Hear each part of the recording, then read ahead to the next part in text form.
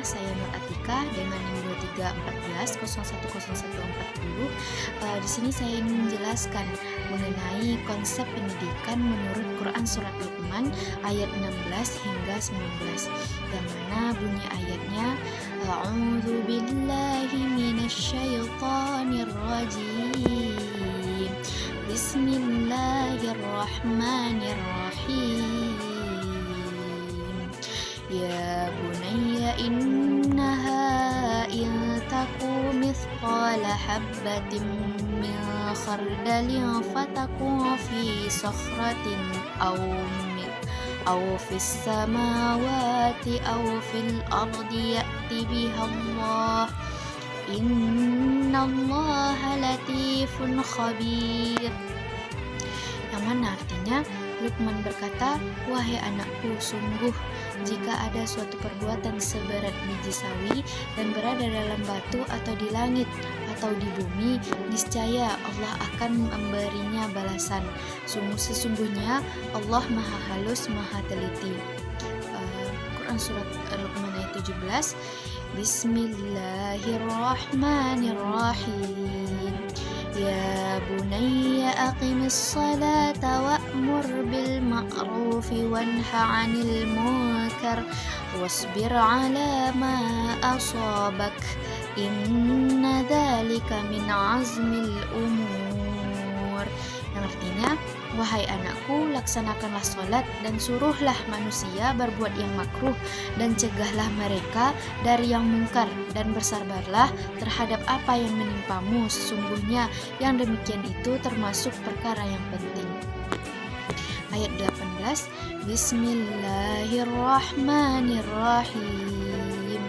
Wala tusa'ir khaddaka linnasi wala tamshi fil ardi maraha innallaha la yuhibbu kulla mukhtalin fakhur. Yang artinya, dan janganlah kamu memalingkan wajah dari manusia karena sombong, dan janganlah berjalan di bumi dengan angkuh. Sungguh Allah tidak menyukai orang-orang yang sombong dan membanggakan diri. Quran Surat Luqman ayat 19. Bismillahirrahmanirrahim. Wa qasid fi masyika waghdud min sautik inna akaral aswati la sautul hamir. Yang artinya, dan sederhanakanlah dalam berjalan dan lunakkanlah suaramu, sesungguhnya seburuk-buruk suara ialah suara keledai.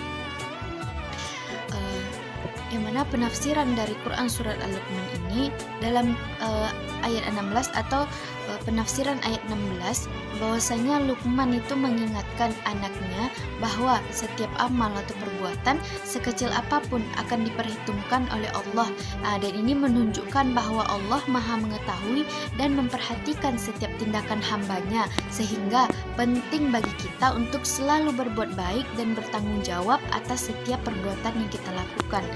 Pada ayat 17 itu Luqman itu menekankan bahwa pentingnya mendirikan sholat, mengajak kepada kebaikan dan mencegah kepada kemungkaran.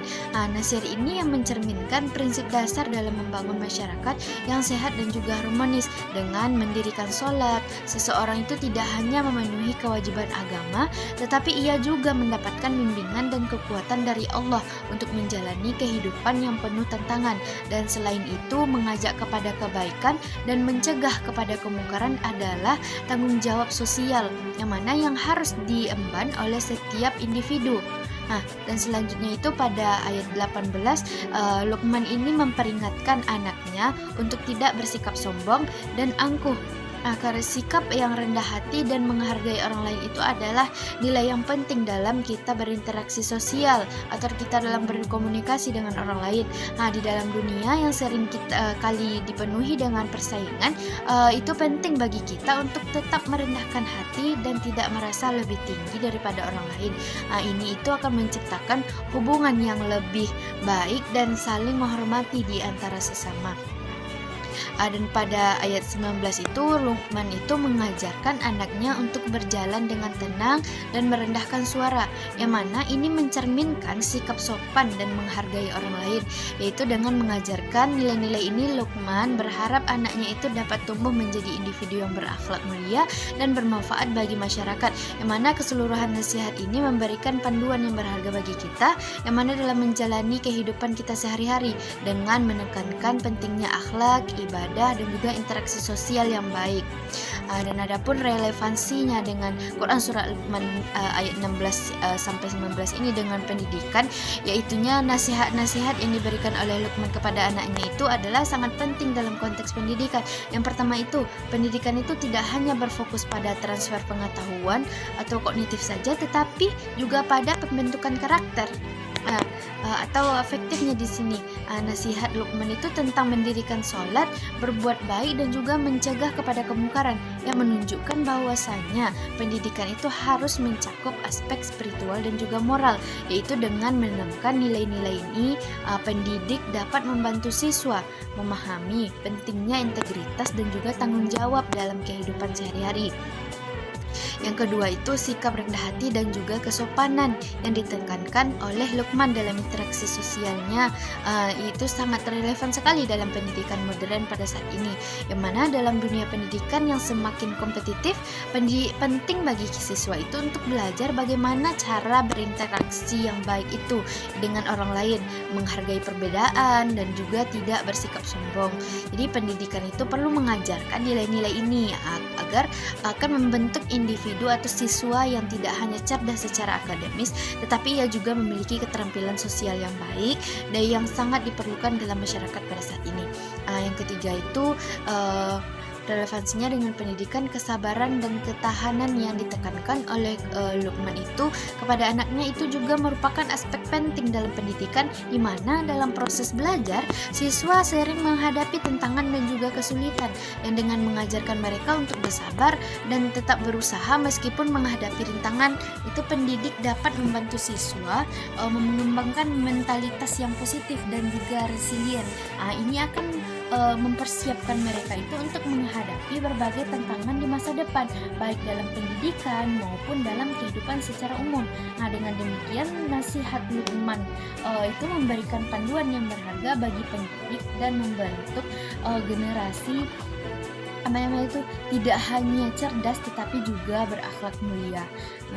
Terus tidak juga ada juga relevansi dengan pendidikan lainnya, yaitu memanggil dengan baik seperti ya bunayya, seperti Nabi itu memanggil sahabatnya ya sahabati, ya sahabi, memanggil dengan panggilan yang baik. Jadi kita itu mendidik peserta didik itu haruslah dengan panggilan yang baik.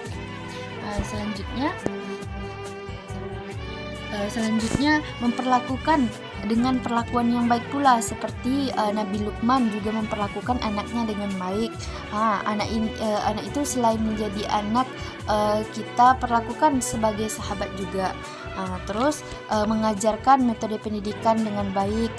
Terus setiap pengajaran itu harus ada argumennya. Contohnya, jika kita menasehati tanpa tujuan, itu biasanya anak itu tidak akan mengerjakannya. Tetapi jika kita memberikan pengajaran itu harus ada tujuan, pasti anak atau ada argumen, pasti anak itu akan mengerjakannya. Itulah kemungkinan Al-Quran yang mana memiliki bahasa yang indah dalam cara mendidik. Mungkin hanya sekian penjelasan saya mengenai konsep pendidikan yang terdapat di dalam Quran surat Luqman ini ayat 16 hingga 19. Saya sudahi dengan Assalamualaikum warahmatullahi wabarakatuh.